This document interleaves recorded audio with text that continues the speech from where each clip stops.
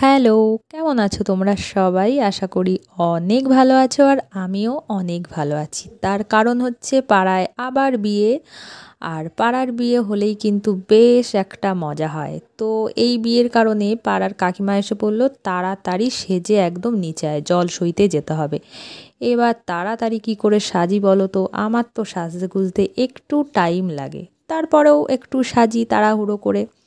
তো এখানে আমি সাজতে সাজতে আমার মাথায় কিছু কিছু কথা আসছিল। প্রথম কথাটা আগে বলি, প্রথম কথাটা হচ্ছে খাওয়া দাওয়া বিষয়ে। সেটা হচ্ছে যে বরযাত্রীতে গিয়ে কি খাবো, স্টার্টার আইটেমে কি খাবো, পকোড়া খাবো, ফুচকা খাবো, কফি খাবো, এই সমস্ত খাওয়া খাইয়ের চিন্তা সবসময় আমার মাথায় লেগেই থাকে। কি খাবো কি খাবো, আজকাল যেন একটু খাই খাইটা আমার মধ্যে বেশিই হয়ে গেছে। আর দ্বিতীয় চিন্তা হচ্ছে যে বিয়ে বাড়িতে গিয়ে আমাকে কেমন লাগবে। আজকাল তার আগে বলে নিই যে আমাদের মা ঠাকুমাদের আমলে তারা সাজতো নিজেদের স্বামীর চোখে সুন্দর থাকবার জন্য। মানে আমাদের বাবা দাদু এরা সব সময় বলতো সেজেগুজে থাকো, তোমাকে সুন্দর লাগছে, এই সমস্ত বিষয়।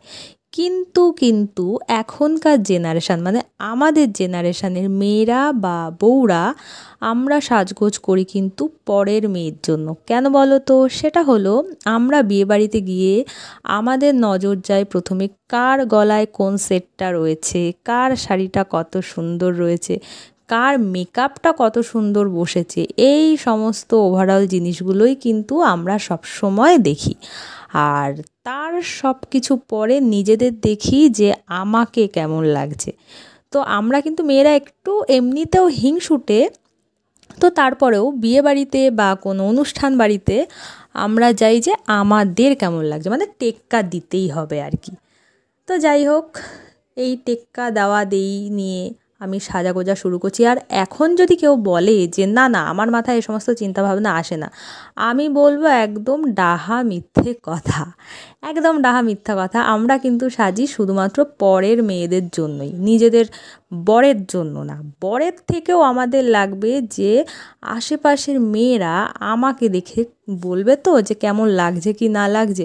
তো যাই হোক, আমার মতন একমত কারা কারা আছো তারা অবশ্যই কিন্তু কমেন্ট করে জানিও।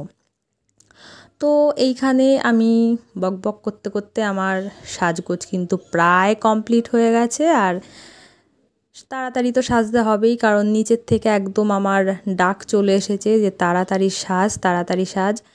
এখন যদি সকালবেলা বলে রাখতো যে মনি তোকে কিন্তু জল সইতে যেতে হবে, তাহলে তো আমি তাড়াতাড়ি সেজেই নিতাম বলো।